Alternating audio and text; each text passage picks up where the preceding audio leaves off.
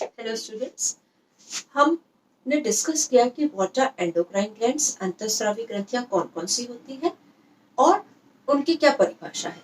अब हम सबसे पहले आज डिस्कस करेंगे थायराइड ग्लैंड के बारे में। थायराइड ग्लैंड यानी कि जिसे हम कहते हैं अवटु ग्रंथि। अवटु ग्रंथि जो होती है हमारे गले में होती है, तितली के आकार के समान दिखाई देती है।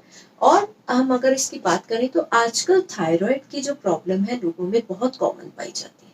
बहुत आपने सुना होगा कि इसको थायराइड की प्रॉब्लम है, यानी कि बहुत आपको ध्यान हो सिम्टम्स हो जाते हैं कि एकदम से वजन बढ़ता है, चमड़ी मोटे होने लगती है, बल्जिंग आइज हो जाती है। इस तरह के जो बड़े लोगों में आजकल थायराइड की प्रॉब्लम होती है उनको आयोडीन की कमी हो जाती है। आयोडीन का नमक देने पर इस डिसीज पे काफी हद तक कंट्रोल पा लिया जाता है। अब हम देखें तो अवटु ग्रंथि जो है, जैसा कि मैंने कहा, ये गले के स्वर यंत्र जो हमारा होता है वहां पर ये उधर पाई जाती है। तो यह ग्रंथि ग्रीवा में यानी कि हमारे नेक में स्वर यंत्र के नीचे श्वास प्रणाली के दाहिनी और बाईं और दोनों तरफ तितली के पंख के समान फैली रहती है। कहाँ पाई जाती है?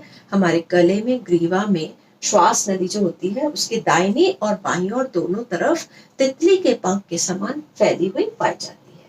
अब ये दो खंड दिखाई देते हैं, ठीक है, क्योंकि तितली के पंख है, बीच में से जुड़ा हुआ सा दिखाई देता है। दोनों खंड जो है एक संयोजक उत्तक द्वारा जुड़े रहते हैं। एक उत्तकीय संयोजक होता है, उसके द्वारा ये जुड़े रहते हैं, जो श्वास नली की पिछली सतह को पार करके जाता है। इस संयोजक तंतु को अवटु का संयोजक कहते हैं। जो ये ग्रंथि है, ये जो बीच में जुड़ी हुई है, उसको अवटु का संयोजक कहते हैं। इस्थमस ऑफ द थायराइड, इसका नाम होता है इस्थमस ऑफ द थायराइड, इसे कहते हैं। इस ग्रंथि में बहुत अधिक रक्त वाहिकाएं होती हैं, जो ब्लड वेसल्स होती हैं वो बहुत अधिक इसमें होती हैं। इसमें छोटे छोटे कोष्ठ पाए जाते हैं, यानी कि छोटे छोटे आपको इसमें चैम्बर्स दिखाई देंगे, जिनमें घनाकार कोशिकाओं की भित्ति बनी रहती है।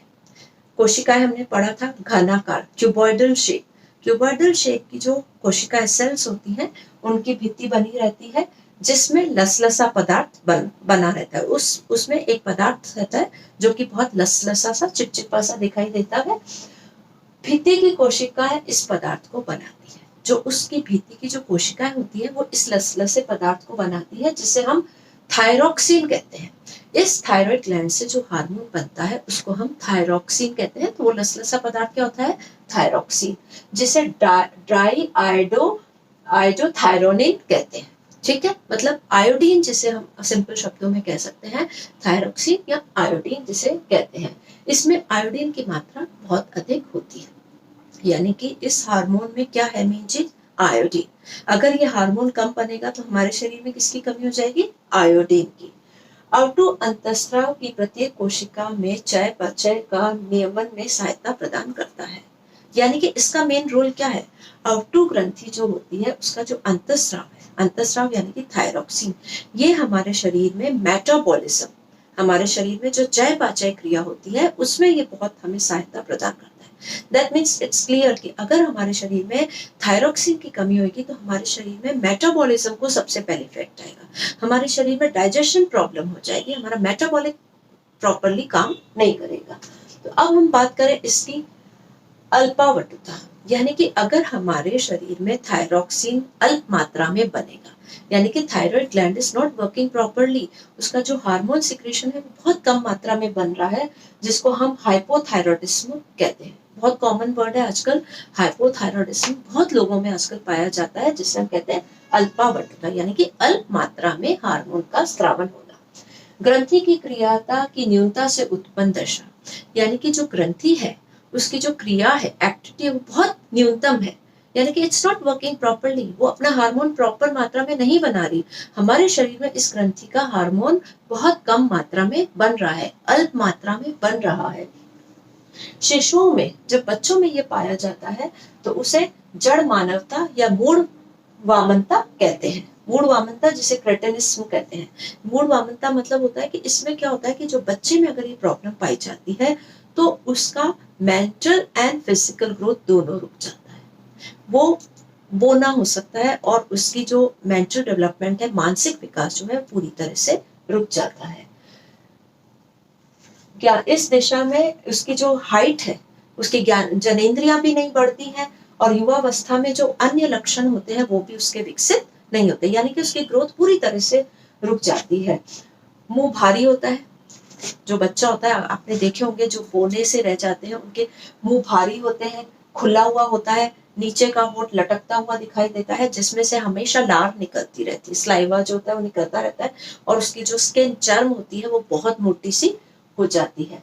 और युवावस्था के में क्या होता है, जब वो बच्चा युवावस्था में पहुंचता है तो उसके स्राव की कमी से शरीर बहुत मोटा हो जाता है, त्वचा सूख जाती है, चेहरे की जो कांति है नष्ट हो जाती है। इस अवस्था को मिक्सिडेमा कहते हैं, ठीक है। और इसमें अगर हम देखें तो इसे गल रोग भी कहते हैं, गले का जो रोग होता है वो भी कहते हैं। वजन का बढ़, अगर हम देखें कि जो बड़ों में ये प्रॉब्लम हो जाती है, कई बार बड़े जो एज होती है तब भी ये थायराइड की प्रॉब्लम होती है, तो उनमें क्या सिम्टम होते हैं, उनमें उनका एकदम से वेट गेन होता है, एकदम से वेट गेन होने लगता है कई बार लोगों का, तो उनका थायराइड टेस्ट कराया जाता है और देखा जाता है कि उनकी कहीं थायराइड ग्लैंड में प्रॉब्लम तो नहीं है। तो ये आजकल प्रॉब्लम बहुत अधिक पाई जा रही है, जब थायराइड ग्लैंड में हार्मोन अल्प मात्रा में बनता है तो एकदम से उनका वजन बढ़ने लगता है, बाल जो होते हैं वो झड़ने लग जाते हैं, चेहरों में सूजन आ जाती है, हाथ चौड़े और भद्दे भद्दे दिखाई देने लगते हैं, जीवा जो होती है वो लंबी सी दिखाई देती है, और आंखें जो होती है वो बाहर निकली हुई सी, जिसे बल्जिंग आइज कहते हैं, वैसे दिखने लग जाती है। और जो, क्योंकि हमने पहले डिस्कस किया इसका मेन काम है चयापचय क्रिया को नियमन करना, तो शरीर का जो चयापचय क्रिया होती है वो गति बहुत कम हो जाती है। लेकिन अगर ऐसे लोगों को ट्रीटमेंट में अगर आयोडीन खिलाया जाए तो काफी हद तक ट्रीट हो जाता है। लेकिन जो अगर हम बात करें शिशु अवस्था में, बाल अवस्था में जब ये होती है प्रॉब्लम, तो उनके फिजिकल एंड मेंटल ग्रोथ दोनों में ही बहुत अधिक इफेक्ट आता है और वो बहुत हद तक हम कंट्रोल नहीं कर पाते। लेकिन अगर लेट एज में थायराइड की प्रॉब्लम होती है, जिसमें मैंने कहा बल्जिंग आईज, स्किन मोटी होना, मुंह फूला फूला सा, बालों का फूला फूला सा लगना, बालों का झड़ना, चयापचय क्रिया जो होती है वो कम होती है, तो उनको अगर आयोडीन दी जाए तो काफी मात्रा तक ये डिसीज जो है कंट्रोल में हो जाती है।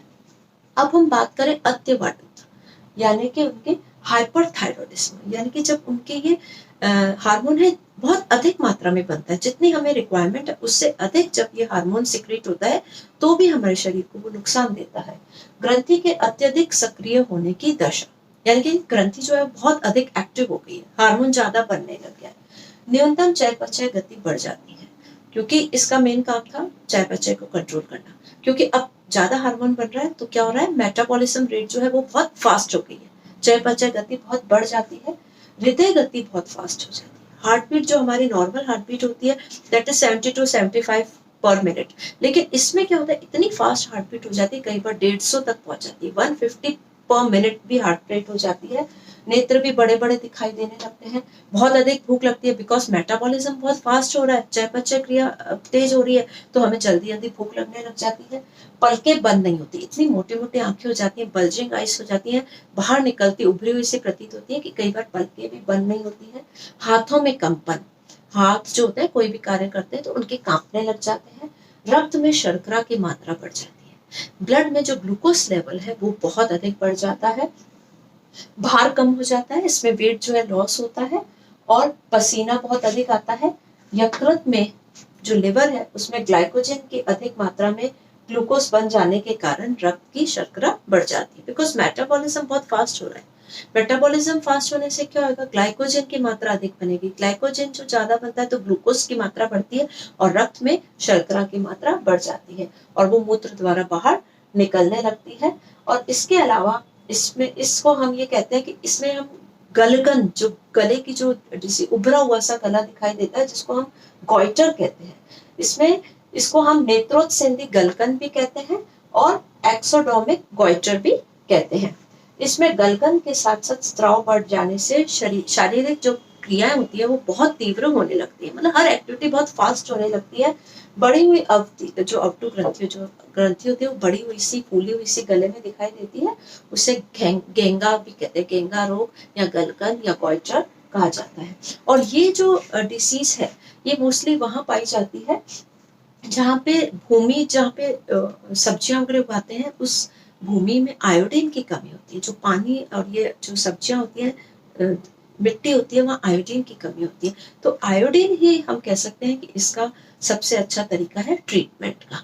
तो ये हमने देखा कि जो हमारे शरीर में थायराइड ग्लैंड है उसके अति और अल्प मात्रा में हार्मोन बनने से हमारे शरीर को क्या नुकसान है, और ये आजकल बहुत ही अधिक लोगों में कॉमन डिसीज हो गई है। अगर हम देखें तो सबसे कॉमन डिसीज आजकल डायबिटीज है, मधुमेह है, लेकिन थायराइड की प्रॉब्लम भी आजकल बहुत कॉमन लोगों में पाई जाने लग गई है, and this is mostly because of deficiency of iodine.